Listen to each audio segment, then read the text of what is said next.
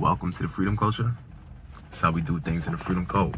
Just wanted to produce some content real quick. Tired as ever. I haven't slept in days. Just steady working, and also setting out time for my own self to build and ensure my self-sufficiency. Like if somebody gives me something, I'm gonna use that to pay my necessities, and I'm gonna use the remaining to make sure that I build something that could take care of my necessities instead of going back to, the hand that fed me. Like I read in this book, The 50th Law by Robert Greene, based upon 50 Cent and his upcoming to where he's at now. So in this book, 50 Cent, he's talking about how 50 Cent had to come up, how he came up from the rough ends of Southside Jamaica, Queens, got out of jail, and he was down on his luck. He didn't have a cent. 50 Cent ain't had a cent, so he had to work under someone, and he didn't like that neither. He was treated less than and stuff like that. He was treated like everybody else, and they wasn't treated with as much as respect as he required.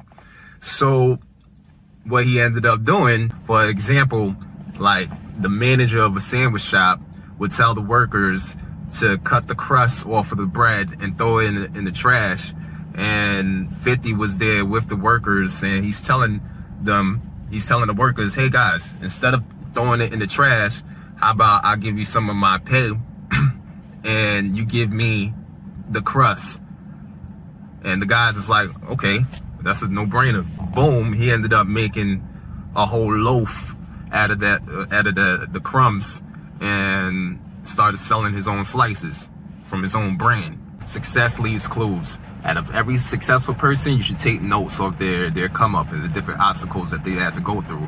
And I don't even think 50's at his maximum potential yet. I just checked people's growth. And I was a fan of 50 from when he was selling mixtapes in Coliseum and Jamaica Ave, from way back. So it makes me proud to see him where he's at, because it ignites and shows me the possibilities of where I can be. 50 had an entrepreneur mindset, and those other guys at the table that was cutting the crust from the bread, satisfied with being employees at the time.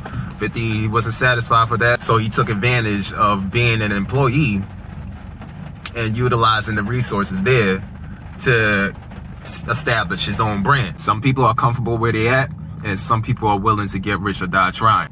The comfortability of being an employee is cool as long as it makes sense and your life isn't dependent on it, because any pressure that your provider has, you're going to succumb to, or else you lose your lifestyle. It's not freedom. Plus, humans have a tendency to love to control others. Employees instantly reap benefits as opposed to the delayed gratification of an entrepreneur. But that instant gratification will cost you your freedom to do what and whenever you like.